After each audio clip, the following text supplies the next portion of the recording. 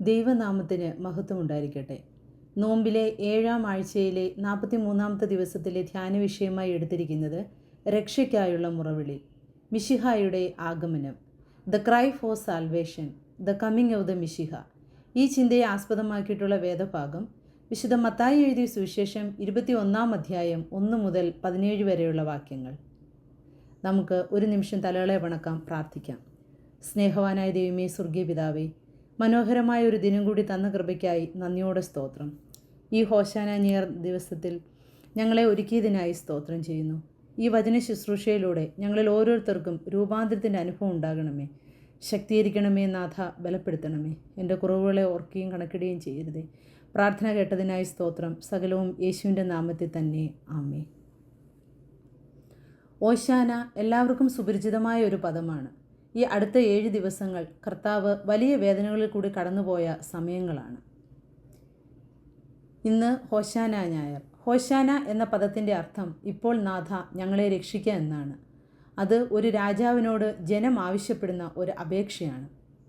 യേശു കർത്താവ് ഒരു കഴുതക്കുട്ടിയുടെ മേൽ കയറി ഒരു വലിയൊരു പുരുഷാരത്തിൻ്റെ അകമ്പടിയോടുകൂടി യെരുശലേമിലേക്ക് യാത്ര ചെയ്യുന്നതിൻ്റെ ദിവസമാണ് ഹോശാന. യേശു ഒരു രാജാതി രാജാവാണ്. പക്ഷേ അവൻ്റെ യാത്ര ഒരു കഴുതക്കുട്ടിയുടെ മുകളിലിരുന്നാണ്. എന്തിനാണ് കർത്താവ് കഴുതയെ തിരഞ്ഞെടുത്തത്?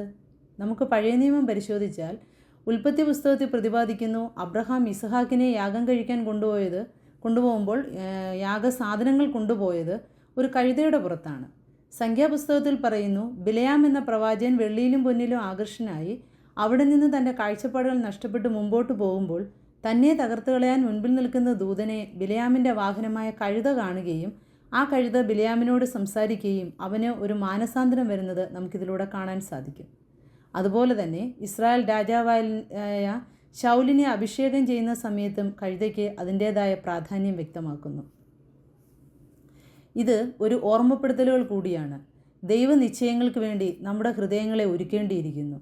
സഖറിയ പ്രവാചകൻ വിളിച്ചു പറയുകയാണ്, സിയോൻ പുത്രിയെ ഉച്ചത്തിൽ ഘോഷിച്ച് ആനന്ദിക്കുക, യെരുശലേം പുത്രിയെ ആർപ്പിടുക. ഇവിടെ ജനം കുരുത്തോലകളുമായി അവനെ എതിരേൽക്കുകയാണ്. ഇവിടെ നമുക്ക് കാണാൻ സാധിക്കുന്നത് ദൈവനിശ്ചയത്തിന് വേണ്ടിയുള്ള യേശുവിൻ്റെ ഒരുക്കത്തെയാണ്. നാമും ദൈവനിശ്ചയത്തിന് വേണ്ടി നമ്മുടെ ശിലാഹൃദയങ്ങളെ മാറ്റിയെടുക്കാൻ തയ്യാറാവണം. ജനം ഒലിവിൻ ചില്ലകളും കുരുത്തോലകളും കൊണ്ട് അലങ്കരിച്ച് തറയിൽ തുണി വിരിച്ച് യേശുവിനെ സ്വീകരിക്കുന്നു. ഈ പരിശുദ്ധ ദിവസത്തിൽ ഹൃദയം കഠിനമാക്കാതെ ഒരുക്കമുള്ളവരായി തീരേണ്ടിയിരിക്കുന്നു. രക്ഷകൻ ഇടം നൽകുന്ന ഹൃദയമുള്ളവരായിരിക്കണം നാം ഓരോരുത്തരും. അനുതാപത്തിലൂടെയും അനുകരണത്തിലൂടെയും യേശുവിനെ സ്വീകരിക്കാൻ നമുക്ക് സാധിക്കണം. ദൈവിക രക്ഷയ്ക്ക് വേണ്ടിയുള്ള പ്രാർത്ഥനയാണ് ഓശാന എന്ന് പറയുന്നത്. പ്രിയമുള്ളവരെ, യേശു രക്ഷകൻ എന്നുള്ള തിരിച്ചറിവോടും വിശ്വാസത്തോടും കൂടി അവർ ഏറ്റുപാടുകയാണ്, ഹോശാന, ഇപ്പോൾ നാഥ ഞങ്ങളെ രക്ഷിക്കുക. നമ്മുടെ പ്രാർത്ഥനയും ഇതായിരിക്കണം. യേശുക്രിസ്തുവിൻ്റെ കാലമായപ്പോൾ റോമൻ കരാളഹസ്തങ്ങളിൽ നിന്ന് തങ്ങളെ വിടുവിപ്പാൻ ഒരു മിശിഹ വരുമെന്ന ചിന്ത ശക്തമായി യേശുവിനെ എതിരേൽക്കുമ്പോൾ തങ്ങളെ വിടുവിപ്പാനുള്ള മിശിഹയാണ് ഇവനെന്ന് അവർ പ്രതീക്ഷിച്ചു. യേശുവിനെ എതിരേറ്റ ജനം പ്രതീക്ഷിച്ചത് അവൻ പീലാത്തോസിൻ്റെ അരികെ പോകുമെന്നാണ്. പ്രതീക്ഷകളെ തകിടം മറിച്ചുകൊണ്ട് അവൻ നേരെ പോയത് ദേവാലയത്തിലേക്കാണ്.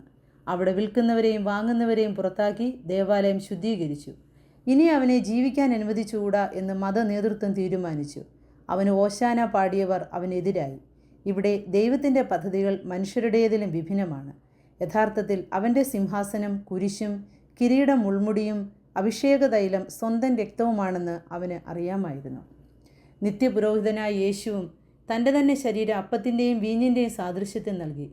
പ്രിയപ്പെട്ടവരെ, യേശു ഓരോ കുർബാനയിലൂടെയും അപ്പത്തിൻ്റെയും വീഞ്ഞിൻ്റെയും രൂപത്തിൽ നമ്മുടെ ഹൃദയത്തിലേക്ക് വരികയാണ്. നാം അവനെ സ്വീകരിക്കണം.